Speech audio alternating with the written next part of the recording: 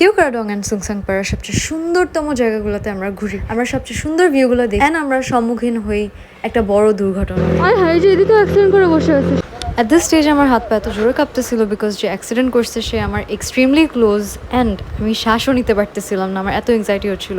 But তার আগের মোমেন্টগুলো। So আমরা হচ্ছে এখন কেওক্রাডং এর মাথায়, এখানে আমরা এখন যাবো হচ্ছে সুনসান পাড়ার দিকে। গেট পাসের জন্য আমরা ওয়েট করতেছি, আর এখানে পুরো মেঘ, বৃষ্টিতে এমন অবস্থা, আমরা মেঘের ভিতরে, এন্ড মেঘের ভিতরে প্রচুর পরিমাণ বৃষ্টি হচ্ছে। সো আমরা এখানে একটু দাঁড়াইছি, ওই যে আমাদের বাইক সেদিকে। সুবহানাল্লাহ, বিসমিল্লাহ। এখন যাচ্ছি সুনসান পাড়ার দিকে। এই সাইডটা আমি কখনো দেখি নাই, সো এই সাইডে যাওয়ার জন্য আমি অনেক বেশি এক্সাইটেড। আমি বুঝাতে পারবো না আমি কত বেশি এক্সাইটেড। চোখে ও ভাই, কি যে আছে ওইদিকে, সুন্দর, অনেক সুন্দর হবে ওইদিকে। সো এটা হচ্ছে বাংলাদেশের সবচেয়ে উচ্চতম গ্রাম। ভাইয়া কি যেন নাম বললেন এই গ্রামের? So I'll just let him and আমরা ভিউ এনজয় করি। ড্যাম, কই আসছি দেখেন। ড্যাম, হাত গিয়ারে ক্লাসে হাত রাখবেন না, আর পিছনের ব্রেক সামনের ব্রেক হালকা হালকা ধরে নেমে যান আস্তে আস্তে। গুরুত্ব বজায় রাখবেন, সবাই একসাথে নামিয়ে না। আপনি আগে যান,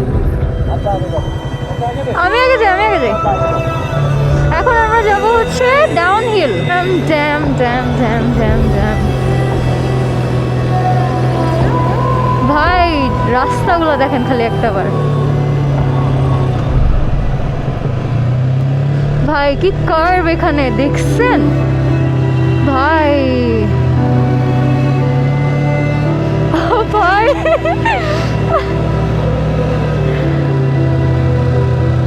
ভাই কি রোড!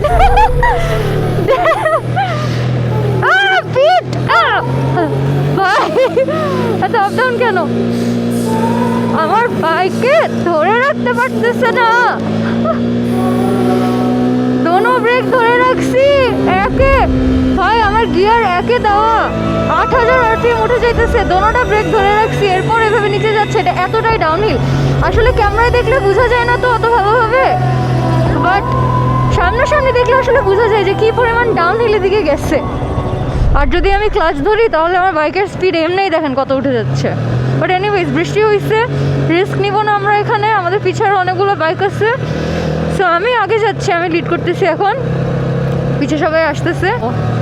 ভাই এটা হলো সুনসান পাড়া ড্যাম।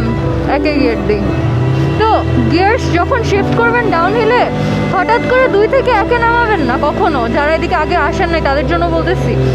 কারণ তখন আপনার বাইকের ইঞ্জিনে এত প্রেশার পড়ে, বাইকে যে হ্যান্ডেল কাঁপাকাঁপি শুরু করে দিবে।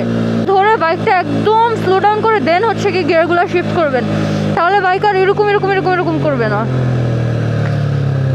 ড্যাম,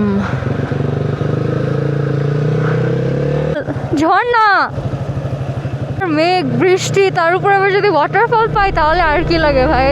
আরেকজনের বাইক থেকে আমার মুখের মধ্যে যত ময়লা আছে রাস্তার সব মনে হয় চলে আসতেছে। এই ওই যে ও না দেখে কাদা মারে দিছে, ভাই কি স্লিপটা খাইছি। তখন এই সেম জিনিস হয়েছে, সামনে দিয়ে একটা গ্রুপ আসতেছে আর আমি একা একা নামতেছি কেওক্রাডং থেকে, আর কাদার মধ্যে এমন স্কিট খাইছি আমি। সিট খেয়ে ওরা আমাকে দেখে মনে হয় অনেক হাসতেছিল যে আরে ভাই এটা কি করতেছে। হ্যাঁ, এখন আমরা যাব আবার ডাউনহিল। আমরা তো আসলে অনেক উপরে, আমরা কিন্তু এই মুহূর্তে পাহাড়ের অনেক উপরে, বিকজ ওই যে বললাম না যে বাংলাদেশের সবচেয়ে উঁচা গ্রাম হচ্ছে কি ওইটা, ওইখানের পর আমরা আস্তে আস্তে নামা স্টার্ট করছি। বাট এই যে জায়গাগুলোতে যে কাদা, ভাই এই কাদাগুলো তো ভালো লাগে না।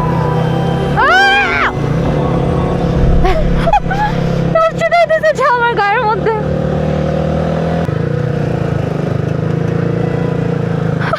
গিয়ার শিফট করতেছে। ভাই ওই রাস্তাটা দেখেন খালি একটা বার। এই পর্যন্ত ছিল আমাদের ভালো মুহূর্তগুলো। এরপরে আমাদের পিছু থেকে এসে ডাকা স্টার্ট করেন, বলে যে আমাদের রাইডার অ্যাক্সিডেন্ট করে পা ভেঙে ফেলছে। আমি পুরো টাইম বলতেছিলাম যে বৃষ্টি হচ্ছে, অনেক রিস্কি, সো এই রাস্তাগুলো অনেক রিস্কি। সো নেক্সট ভিডিওটা আসলে ইনফরমেটিভ হবে আর একটু বড় হবে। So see you in the next video. ওইখানে আমি বলবো কীভাবে অ্যাক্সিডেন্ট হয়েছে, কীভাবে অ্যাভয়েড করবেন, অ্যান্ড কী কী জিনিস নিয়ে আগে থেকেই কেয়ারফুল থাকবেন।